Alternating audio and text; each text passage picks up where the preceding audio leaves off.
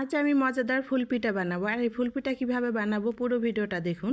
তো এখন আমি মূল রেসিপিতে যাই। সেটা হলো আমি এখন এখানে ফুলপিঠা বানানোর জন্য বেটার তৈরি করে নিয়েছি। ডিম, চিনি, লবণ আর আটা দিয়ে একটা বেটার তৈরি করে নিয়েছি আগে থেকেই।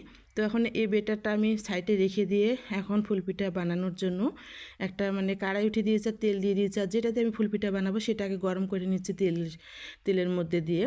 তো এটা আগে গরম করে নিতে হয়, তাহলে কিন্তু ফুলপিঠা অনেক সুন্দর হবে। তারপরে আমি বেটারে দিয়ে দিচ্ছি।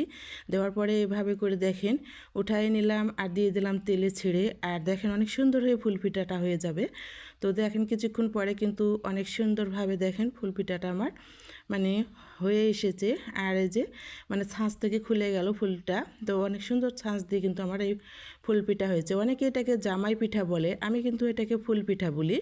তো কার কার এলাকায় এটাকে কী নামে পিঠাটাকে পরিচিত কমেন্টসে বলবেন। আমাদের এলাকায় অনেকে জামাই পিঠা বলে, আমি কিন্তু ফাইনালি ফুল পিঠাই বলি। তো যে ভাজা হয়ে গেল একটা আমার অলরেডি কিন্তু তেল থেকে ছাঁকিয়ে উঠে নিলাম। এভাবে সেম করে কিন্তু আরেকটা আমি যেভাবে করে বানাচ্ছি। আর দেখেন কত সুন্দরভাবে পিঠাগুলো তেলে দেওয়ার সঙ্গে সঙ্গে কিন্তু দেখেন ছাঁচ থেকে ফুলগুলো বের হয়ে যাচ্ছে। আর এই পিঠাটা খেতে কিন্তু অনেক একটা সুস্বাদু মজাদার পিঠা। তো আমার ফাইনালি কিন্তু একটা পিঠা ভাজা হয়ে গেছে। তারপর দ্বিতীয় আর একটা পিঠা দিয়েছি ভাজতে। তো এটাও কিন্তু আমার ভাজা হয়ে যাচ্ছে তেলে, কিন্তু অনেক সুন্দর হয়েছে। তারপর উঠাই নিলাম। এরপরে কিন্তু এভাবে করে আমি পিঠা দুইটা ভেজে নিয়েছি। এটাও ছান্তাতে ছাঁকিয়ে উঠে নিলাম। আর দেখেন আমার ভাজা কিন্তু একদম রেডি হয়ে গেল।